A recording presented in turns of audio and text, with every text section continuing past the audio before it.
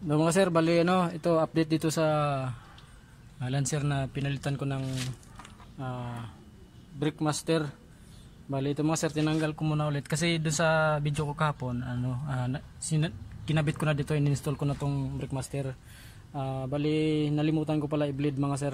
Ito tinanggal ko muna siya ulit para i-bleed. Yan. Para hindi na yan. Tsaka para malaman din natin mga sir kung hindi siya nag-leak dito. Yan. Yan. Yan mga sir, yan may nilagyan ko dito mga sir sa reservoir niya, tapos itutulak lang natin yung cylinder dito mga sir. Yan. Yan.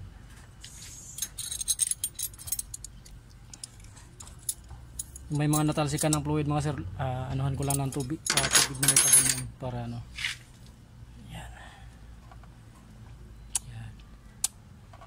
Yan, ganyan lang mag-bleed mga sir bago siya ikabit dun sa ano, sa hydrovac. Kailangan i-bleed muna siya mga sir bago ikabit dun para pag kinabit yung fittings mga sir, wala siyang bubbles papunta sa linya. Yan.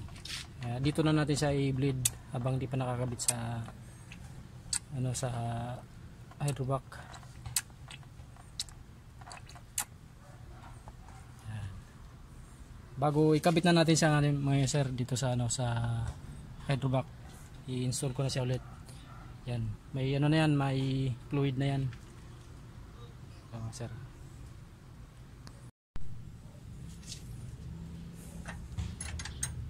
Mga sir, bali ito, i-install ko na yung yung Brickmaster dito sa hydrovac.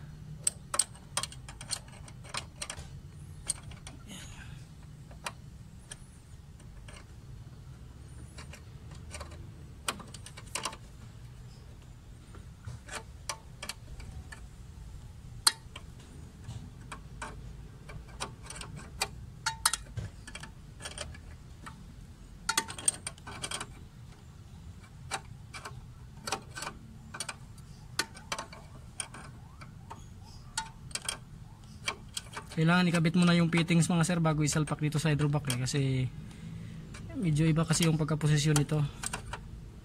Mahirap ikabit yung fittings pag nakakabit na sa hydrovac yung yung Brickmaster. Pang L3 kasi ito mga sir kaya iba yung posisyon dito sa may lagayan ng fittings. Naka-slant siya ng konti, hindi katulad dun sa pang Lancer talaga na diretso nakatayo.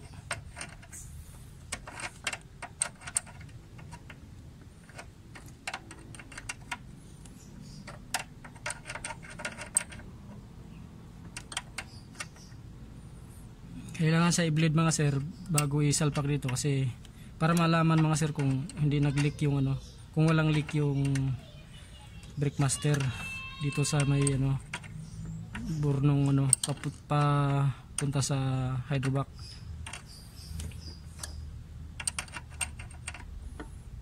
Pero in case na may leak, pwede siyang isauli sa tindahan.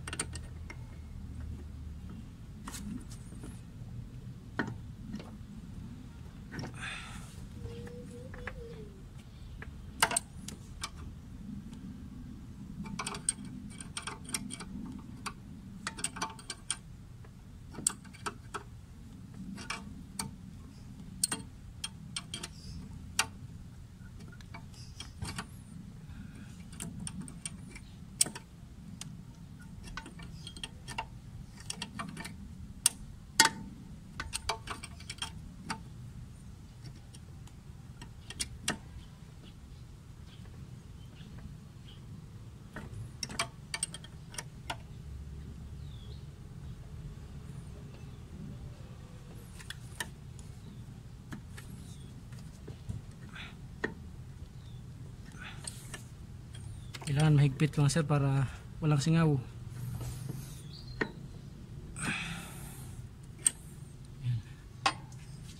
Sama sir, isalpa ko na sa sa hydrovac.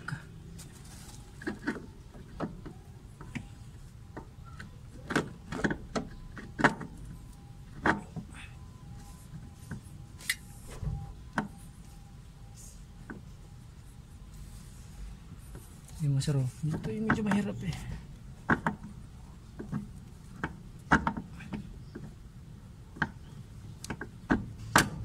Yun.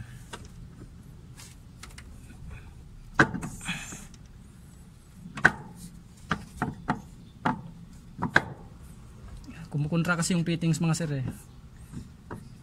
Kaya kailangan i-kabit siya bago ikabit yung hulog pa. Hulog yung nut.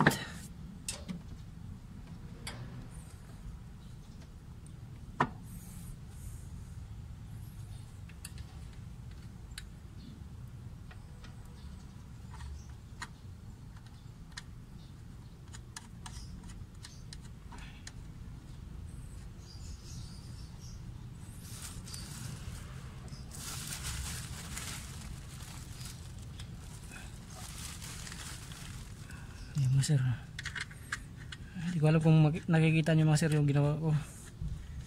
Wala kasing taga video eh. Nilagay ko lang yung cellphone dyan sa ano, engine bay. Pinatong ko lang.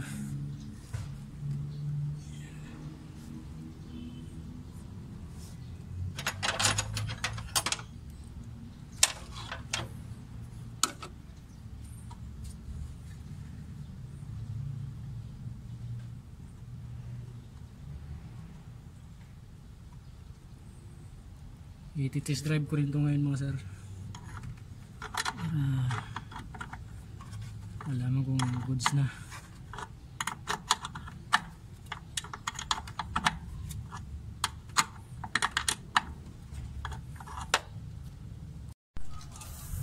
Yan mga sir, bali ito.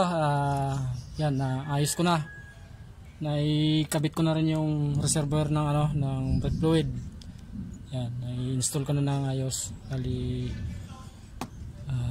tapos na-bleed ko na rin tong brake master mga sir. Ayan. Yan, nahigpitan ko na lahat. I-test drive ko na lang ito mamaya mga sir. Yan. Ayos na mga sir, ganun lang mag ano. Yung dapat mga sir talaga yung brake fluid nyo pag nakita nyo madumi na, palitan nyo na kaagad kasi isa yun sa dahilan mga sir kaya nasisira ang brake master, pati yung mga wheel cylinder nasisira din dahil sa dumi. Yan, kaya dapat mga sir agapan nyo kaagad pag madumi na yung brake fluid, palitan nyo na kaagad. Yan, ganun lang mga sir kasi importante yung preno, yung brake system ng sasakyan natin. Yan, isa yun sa pinaka-importante sa part ng ating sasakyan mga sir. Yan, ganun lang, maraming salamat.